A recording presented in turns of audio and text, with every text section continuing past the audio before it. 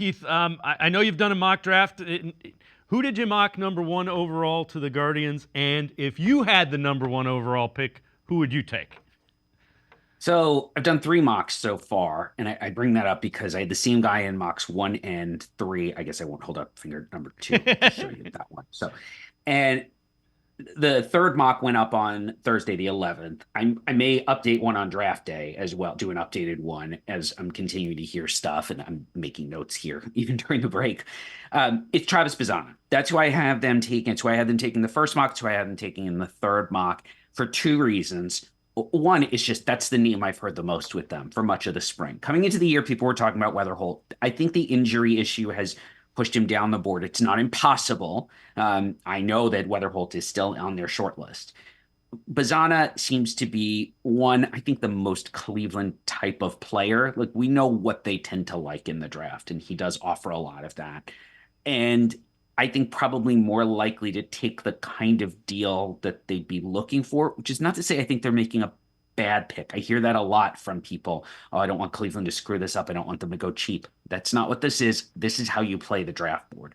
That said, I would take Condon. My top 100 is the best I can offer you as this is my prep list. If I were team 31 and I had draft picks, this is the order I would have on the board with the information that's available to me.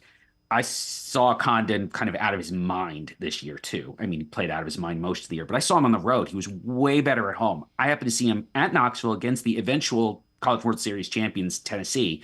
I think he was 6 for 10, 2 homers, both absolutely smoked, great plate discipline, played really well for me in center.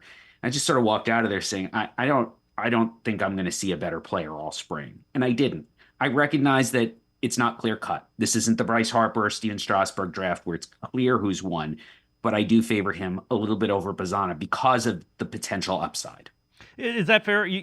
Just in your mind, Condon has a higher upside than Bazzana. Is that kind of what?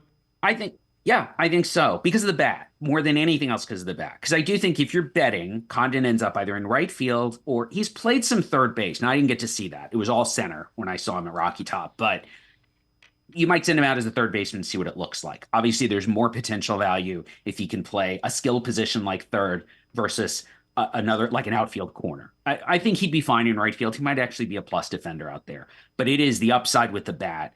And Bazzana's really good. Weatherholt's really good. Those guys can really, really hit. I feel more confident in their hit tools than I do in Condon's, but Condon has way more power upside. And frankly, I look at the bodies too and the athleticism, and I think he offers more of that. You can do more with guys who are lean, wiry, twitchy, athletic like Condon is. Whereas Bazzana and Weatherholt are kind of what you see is what you get. And that's not a criticism. It's just, look, we're at the top of the draft. We're trying to find fine distinctions between players because you can't have a tie. You only get to pick one guy. You can't say, well, we like both these guys. We'll take half Condon and half Bazzana.